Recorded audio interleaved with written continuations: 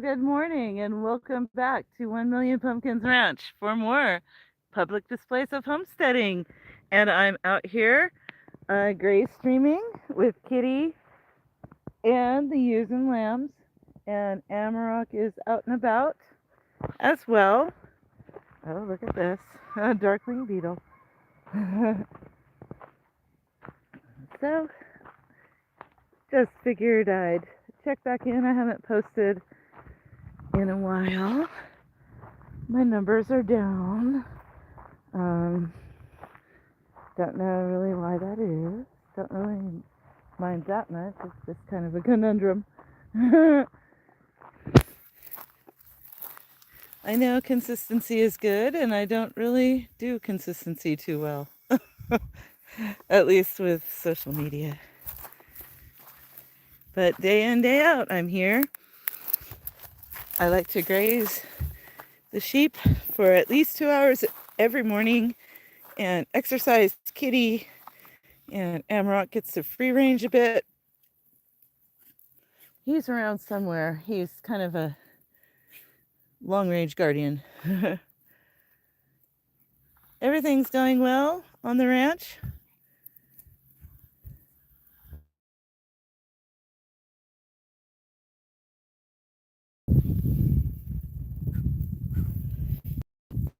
Wow. Sorry for the long gap. Hey, sorry for the disconnect there. I have poor connectivity sometimes out here, so I apologize for that. Let's get back to the gray stream.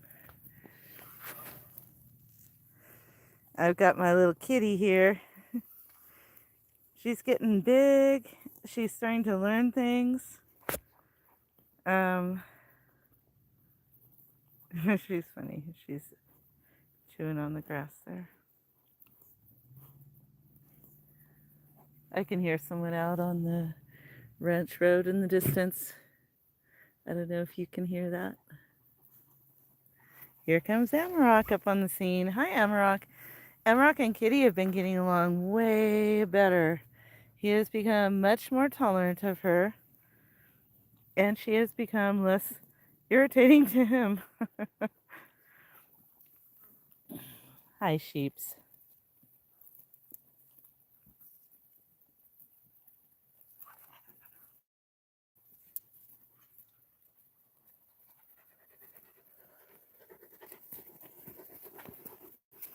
See, he's much more tolerant of her. Hi, Amarok, you're a good boy. And it is getting close to time to schedule a spaying appointment for Kitty because Amarok is intact and Kitty is, just a little girl puppy. Here we've got the ewes and lambs. So I've been keeping Kitty on her leash during these excursions because she understands the difference between being on and off her leash. When she's on her leash, she's more respectful of personal space. Oh, see, she's like, no, I'm not. I do not respect personal space. I'm a crazy gremlin.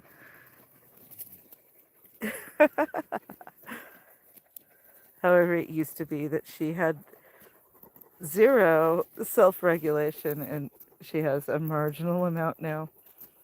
Good girl. Good boy, Amarok.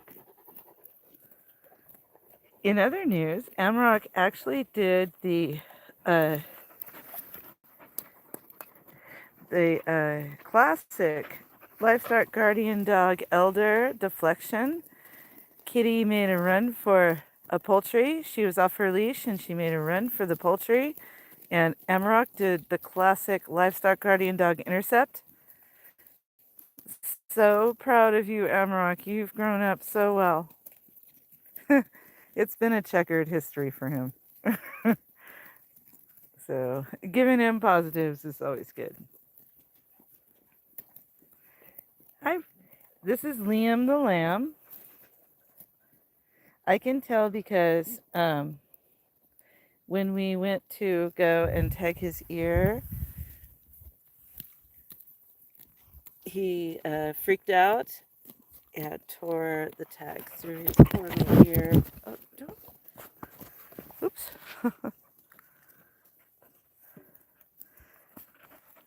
Right, so we had to put it in the other ear. You've wrapped your leash around my legs, little one. That's not helpful. I have to do a spin. Whee! But when I spin, not only do I see poop, but I also see flowers. And ain't that the world? Do a spin. See, here's her gremlin routine. Do a spin. If you're looking at poop, do a spin and you'll look at flowers in another moment.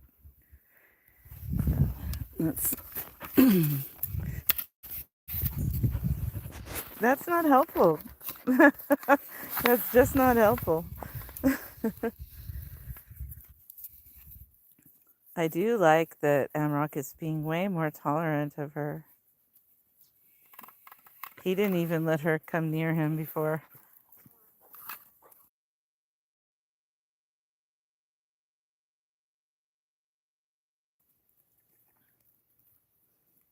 He still tells her corrections, though. Look at her. She's just a ridiculous puppy. She's only, I think she's 4 months old now. Amrock is 4 years old. Good boy, Amrock. He's like, will you please rescue me from this gremlin? You hit the end of your leash, kitty. So this is why she's on her leash, is because she goes completely cuckoo. If she were off her leash, she would be pouncing, snapping, and trying to roughhouse with the ewes and lambs. Even if the ewes headbutt her, she's cuckoo in the mornings. Like any 4-month-old puppy. Right, kitty? Good girl. Good girl.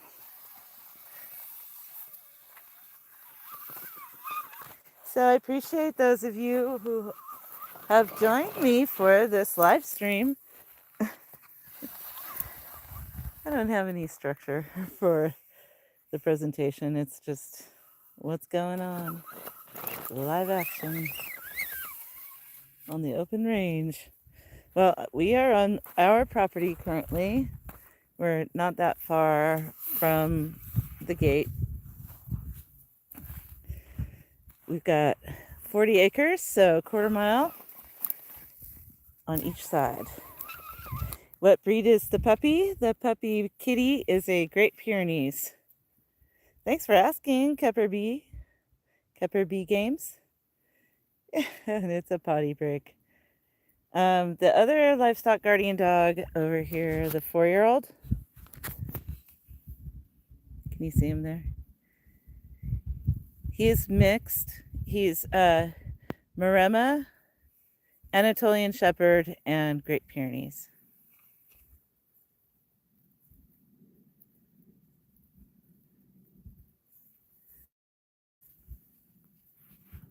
You think it's a cow?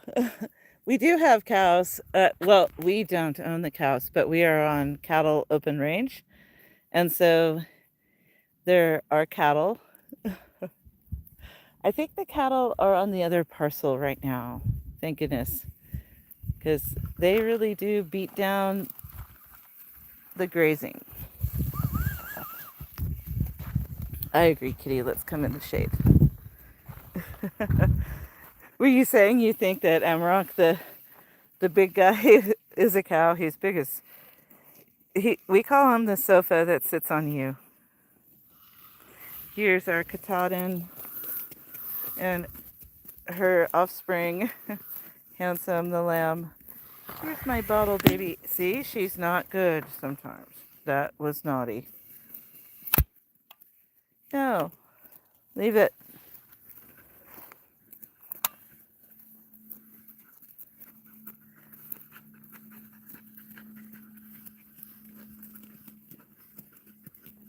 Right, right. They're sheep.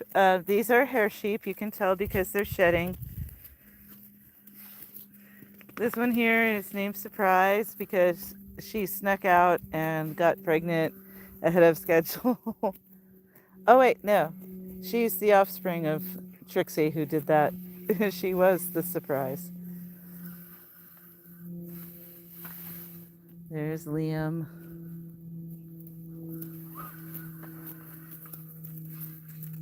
There's Pamplemousse, the bottle baby.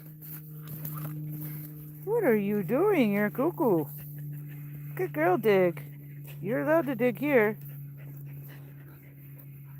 The temperature out here is cooler than the valley of of Arizona. We're in northern Arizona. Today is supposed to be in the mid 80s with possibility of thunderstorms. Right now it's the low 70s. Very lovely.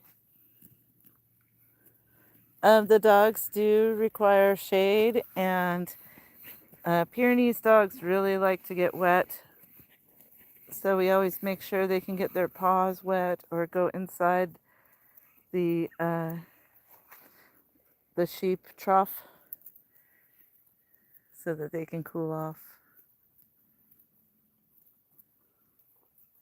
And we have heat resistant hair sheep here, American black bellies, like this little guy. And then the hybrids, like Pamplemousse, that cinnamon girl right here. And then we've got our Katahdin ewe. And we have a St. Croix ram that made the daughter Taylor there. And so it's kind of funny how sheep of feather flock together.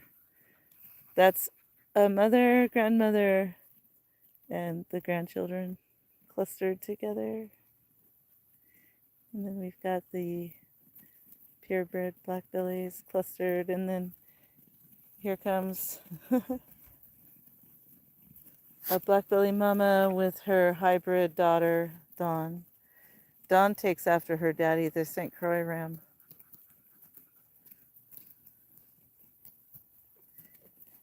Am I just walking the dogs out here? Well, I'm grazing the sheep, and I'm trying to train Kitty. The 4-year-old Amarok over there, he is hopefully mostly trained. So he's off leash. He ranges ahead and around, and he makes sure that there is no threat nearby, including no threats of jackrabbits or cottontails. Yeah. Oh, I have to spin because Kitty is wrapping my leash around me.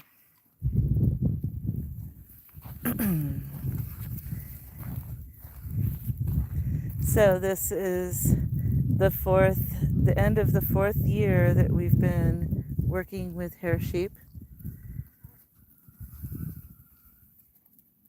The hair sheep feed our family, but we also take them to the local USDA processor, and so then we have sheep for sale, lamb meat and live sheep for sale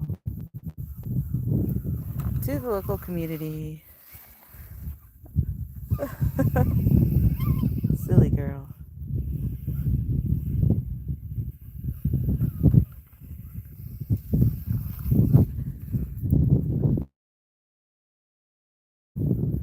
I know it's kind of boring for a dog walk, right? It's kind of boring. Kitty would like more action. We pause for a while in the pool of shade and let the sheep fan out and graze.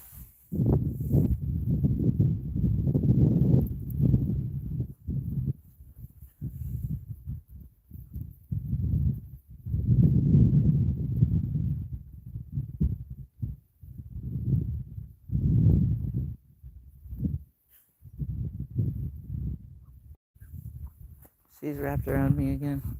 I'm gonna step over it. Good girl, kitty. And it is wildflower season here on the Colorado Plateau, so got a lot of beautiful specimens. Oh, okay. Yeah, Kepper B Games is wondering why Kitty's the only one leashed, and that's because she's 4 months old and she's crazy. She's learning to coexist and bond with her sheep and not roughhouse or bite or chew on them. Amarok in the distance here. That tree. He has learned not to bite or chase the sheep. He never really bonded to them. He has become our poultry guardian dog. So inside the confines of our fence line, and as I said, it's not too far away. There's one of our shipping container buildings.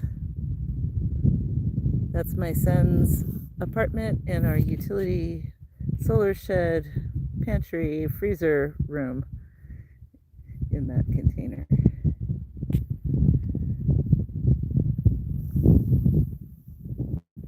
Anyways, Amarok, the big guy, he keeps coyotes outside of the fence. Yeah. He's standoffish and he kind of picks a spot. He watches out.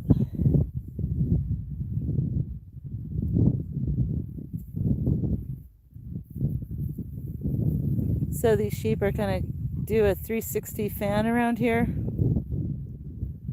And then I'll move them to the next spot. And that's how I do it. We came out here wanting to do regenerative, it's called AMP, grazing adaptive mobile paddocks. And we did the whole shebang with the step-ins and the poly lines and the electric netting and all of that stuff. But as you can see here, it's desertified somewhat. And so it was really challenging to keep them inside of their mobile paddock. The ground tends to be very arid and it becomes hard as adobe when it's dry. So in the future, we will install T-stakes and that sort of infrastructure to have not mobile paddocks, but we can do more of rotational grazing, which would take a lot of manpower away. Right now I spend at least 2 hours a day personally shepherding my flock.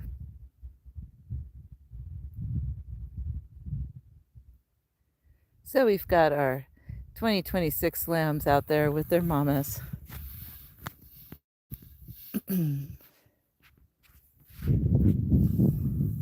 We have 10 still remaining with us. One was rehomed to Mount Zion Homestead. You should check them out. She's Kizba, the glam lamb. She was rejected by her mama, so I gave her to Aaliyah from Mount Zion Homestead, and she's been raising her and spoiling her beautifully. So if you want to see what happens if you have a solo bottle baby pet, you can watch their channel. And then also I sold a pair of the black belly lambs, one intact ram lamb, Slater, and Bambi, a ewe lamb, so that those folks can start their own flock. We do still have several American black bellies up for sale so that they can go and have their best life. We've got the two Weathers. Rogue and Liam. And we have Lana, a ewe lamb. But I'd also like to sell Mama Bonnie, because we're moving away from the American black bellies and going more towards the market lamb size. As you can see, those little black bellies are small in stature compared to big old Taylor right there. She's Katahdin crossed with St. Croix. And she's got her twins at her flanks. She's got Snowflake and Crybaby. And you can tell how much bigger those are.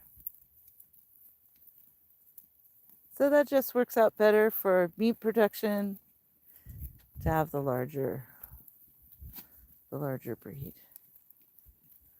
So they're going to come up and check in with me, and then I'm going to move the flock to a fresh spot. All right, so that's what goes on out here on our northern Arizona homestead. I'm so glad that you joined us. If you joined us, please consider hitting the like, subscribe for more, and I wish you all the best. Cheers and blessings.